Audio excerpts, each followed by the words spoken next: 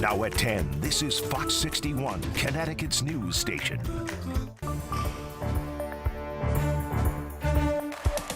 Don't let these guys scare you. I want you back here in this mall. It's going to be open very soon. And what it means to this community to say we're back on our feet and able to get by this.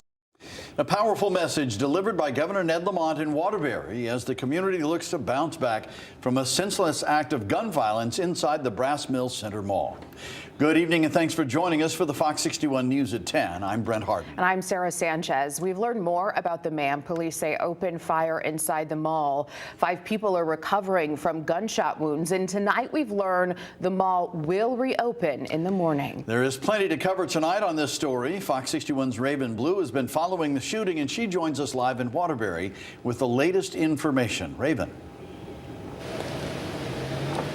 Waterbury and Brass Mills Center officials are working to regain the community's trust and confidence while they're shopping at the mall. This comes after Tuesday's shooting that left 5 people injured and 1 man in police custody.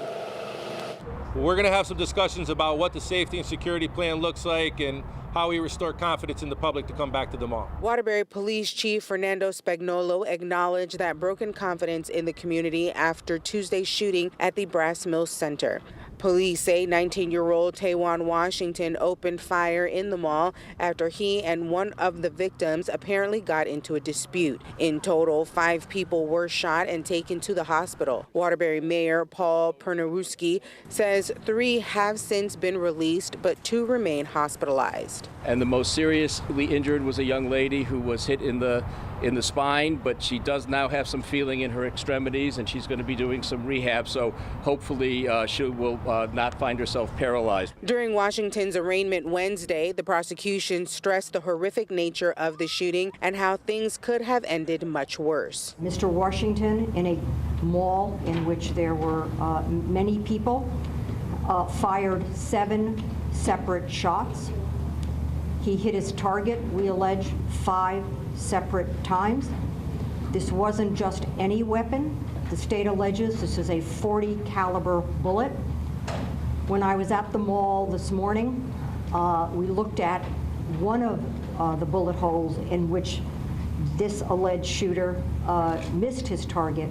It was about the size of a quarter.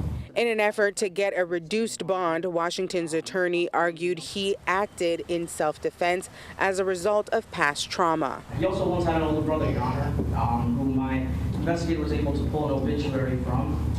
This gentleman, Mr. Washington, was murdered, victim of gun violence back in 2014, Your Honor.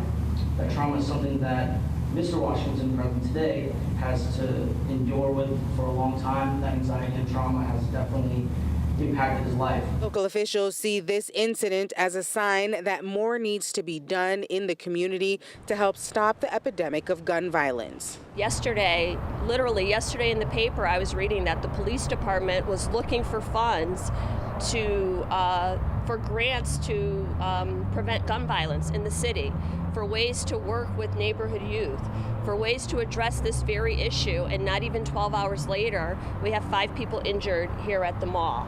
It seems like no place in... Washington is being held on a $2 million bond. Now, Brass Mill officials say the mall will reopen on Thursday morning, 9 a.m. for walkers and 10 a.m. for the stores. Live in Waterbury, Raven Blue, Fox 61.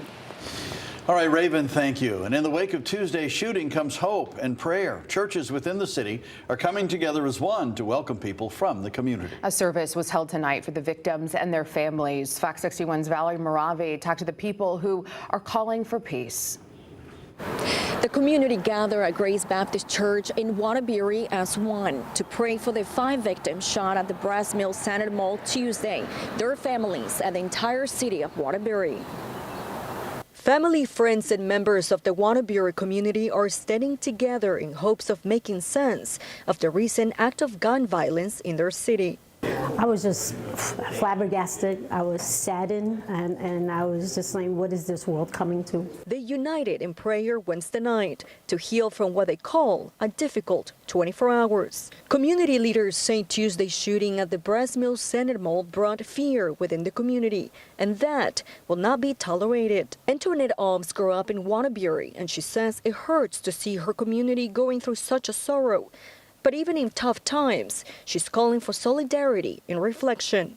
We just have to keep on praying, to God to help us in this situation that we're in, and help the young kids, because I know they're going through a lot. Alf says she can only pray for a safe summer. So God only knows. God got to help us, because summer's coming, and who knows what's going to happen. And kids are going to be coming out of school, and we want to have a safe summer. Well, Waterbury Pastor Christopher Rees prays with the community. And so while it was a tragedy on yesterday, and thank God no lives were lost, and we're going to do something for the victims very soon tonight. Now, Pastor Rees says people are welcome to attend any of the healing services throughout the week. In Waterbury, Valerie Moravi, Fox 61. You can stay up to date on the investigation into the shooting with Fox 61 Plus. Download it right now on your TV. Watch us for free. You can also get the latest on fox61.com and the free Fox 61 News app. Now here at 10:06, we're following 3 breaking news stories from Washington, D.C. Yeah, the first concerns disgraced former Connecticut Governor John Rowland. He just received a pardon from President Trump. Rowland served as Connecticut's governor from 1995 to 2004. He resigned amid a federal corruption probe and served prison time for accepting gifts from state contractors. He was later convicted again in 2014 for hiding work on political campaigns and served another federal sentence. He was once seen as a rising star in Republican politics, elected 3 times and once the nation's youngest governor. The White House did not give a reason for the pardon. Also breaking tonight, Elon Musk is leaving the Trump administration. Musk posted on X tonight. He thanked the president for the chance to serve as a special government employee. Just yesterday, he criticized President Trump's big, beautiful bill. He said he was disappointed in it. Well, President Trump hasn't responded to those remarks. The president and Musk both acknowledged on numerous occasions, though, this advisory role in the Trump administration would only be temporary, and Musk would eventually step down to return to his roles with SpaceX and Tesla. Also tonight, a federal trade court blocked President Trump's tariffs on imports. The 3-judge panel ruled the president doesn't have the authority to impose them. That includes the Liberation Day tariffs and earlier levies on China, Mexico, and others. The decision grants a permanent injunction and freezes most of the tariffs before trade deals were finalized. The lawsuit came from small businesses claiming the tariffs were crushing them.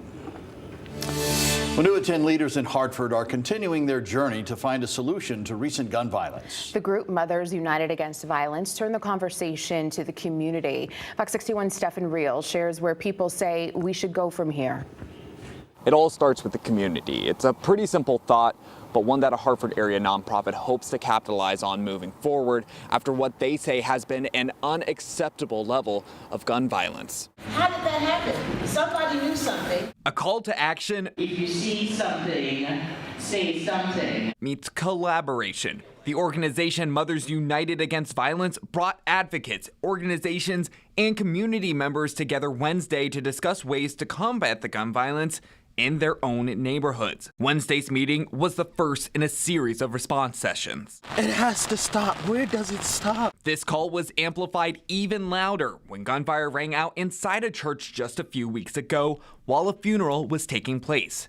Tears for the loss of a loved one turned into tears of terror and panic. These are the moments leaders like Deborah Davis says needs to come to an end. They have been traumatized tremendously, and we want to make sure that we can help to prevent and then intervene. The latest citywide data report shows there have been just as many shooting victims throughout May 17th as there were in the same time period in 2024, which while was significantly lower than the year before, with summer on the horizon, Davis says action needs to be taken now. there's a lot of activity, and we want to make sure we do our part. I see a lot of violence. I see a lot of poverty, lack of housing, lack of resources. Cash Perez with the group Life program is among the new faces to join the efforts of Mothers United Against Violence.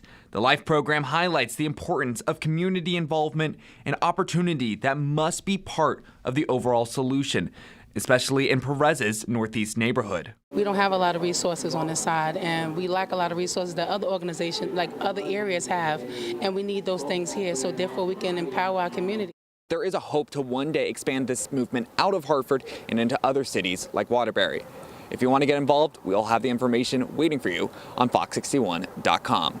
In Hartford, Stephen Reels, Fox 61.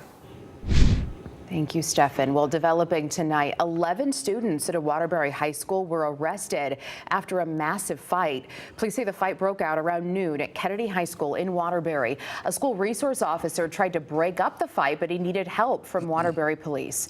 In total, 9 boys, 2 girls were charged with everything from assault to interfering with an officer. We don't know how the fight started, but injuries, we're told, are minor.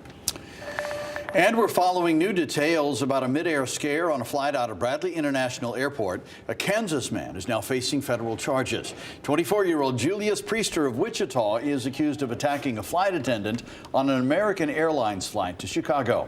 We're told 30 minutes into that flight, Priester stood up, took off his shirt, and ran to the back of the plane yelling, "Help me." Then the Justice Department says he grabbed a flight attendant, yelled, "You're coming with me," and then forced them to the floor, trying to drag them up the aisle. Passengers restrained him. The captain declared an emergency and turned back to Bradley. Priester was taken into custody by state troopers and now faces a federal charge for interfering with a flight crew, which carries up to 20 years in prison.